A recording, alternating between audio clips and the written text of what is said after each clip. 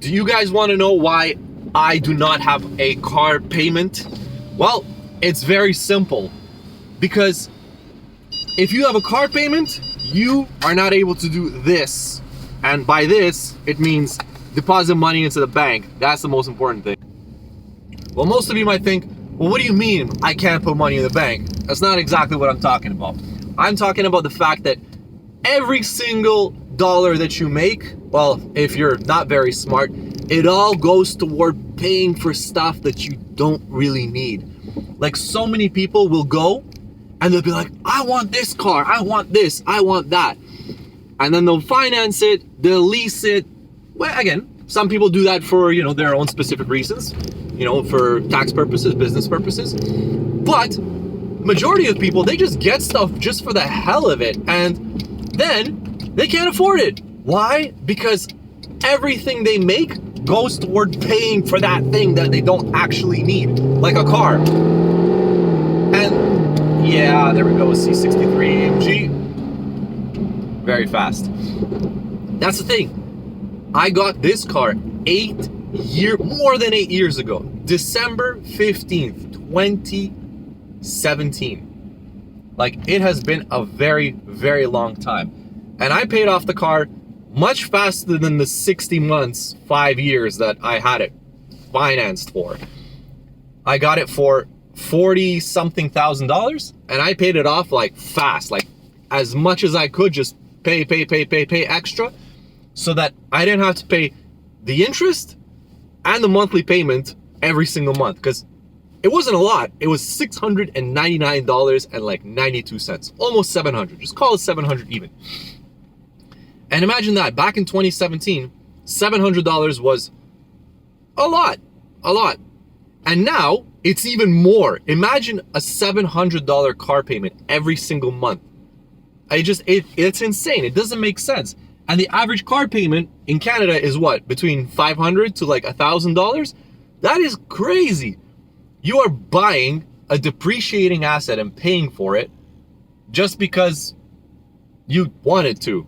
Just buy a regular car, save up some money, maybe put 50% down on like a 2015 Toyota Corolla or like a RAV4 or a Highlander or like a Honda CRV, whatever.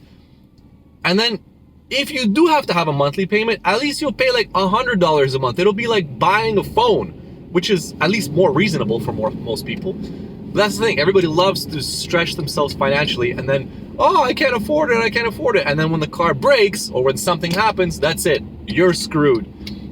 Well, you're not screwed, but you're all of a sudden like, oh my God, I can't afford it. I can't do this. I can't do that. So that's how I've been able to maintain and continue running this car for 8 years, because I was smart and I paid it off. And I was like, okay, now that I've paid it off, anything that ever happens to this car, I can afford to fix it. So I want to know why. Well, again, I already know why, but why do people get crazy car loans? Like, why would you do that? Why would you do that to yourself? To buy like a big fancy truck because your neighbor has one, or your friend has one, or your coworker has one, or whatever? People are crazy. But then again, everybody's different. And I will never forget all the people that say, oh, you should sell the C63, you should get rid of it, you should upgrade, you should buy something better. It's like, why? Are you going to be the one that's going to be paying for it? No. Because I know that if I finance something, yeah, I'm probably going to pay $500 to $1,000 a month. And then what if that car breaks? Why would I do that? What's the point? Here comes the fire truck. Yeah, they're definitely in a hurry. Let's go and catch them. But yeah, it doesn't make sense. Why would you finance a new car? Just drive your old car, and if you can't afford your car now, just downsize, because the economy sucks. It's horrible. Well, for some people, if you have been doing stupid stuff, then you've already been in a bad situation and now it's getting worse. So now you're feeling the effects of your decisions in the past now. But you have to be smart in life. Don't do stupid things and make smart decisions. And then when times are good, you take advantage of it. And then when times are bad, you also take advantage of it. It's common sense. I don't understand. I know this video is a ramble, but whatever, I don't care. I can make whatever video I want. I can post whatever I want. And that's the most important thing. Like, if somebody has a criticism, if they don't like something, well then, you're welcome to not subscribe, or subscribe, or leave a comment. You can leave a bad comment. You can leave a horrible one. You can leave a good one. Doesn't matter. But yeah, we just get around this traffic. Okay, much better. But yeah, you guys might be asking, well, if I made poor decisions, how do I make good decisions now? It's very simple. Don't make those bad decisions again. If you still can't distinguish the difference between a good decision and a bad decision, well then you kind of deserve what's coming for you. That's just how it is. Oh, see, I made a good decision. I didn't speed, and that's a York Regional Police officer that just passed me. Oh well, see? That's how you make good decisions. You don't race through a area where it says 30 kilometers an hour, suggested zone, and you're actually just going like 45, so we're good. But that's the thing. So how do you make more money then if you've made not a lot of money or you made bad decisions in the past? It's very simple. Whatever you specialize in your life, just take that to your advantage, take those skills and try to grow them and be smarter and make money from that. So for example, I'm in the automotive field. So how do you make money if you're in the automotive field? Well, if you know how to fix something, then take those skills and fix something and get paid for it. Just be very strict. If somebody wants something or they need your help, just tell them straight up. Be like, this is how much it's gonna cost for me to fix this for you. This is why it's gonna cost this much. It takes this much hours. This is the process. This is how complicated it is. This is what tools I need. This is what parts I need. And just leave it at that. Let me know. That's it. You have to be a good salesperson. You have to be able to sell anything at the end of the day. You have to sell yourself, not in a bad way, in a good way. You have to be able to sell yourself and kind of like your skills, not your body, because you know it's kind of messed up. But you have to sell yourself and sell your skills, sell your intelligence of what you can do. And the second thing that you should be able to do is you have to be very, very good at sales itself.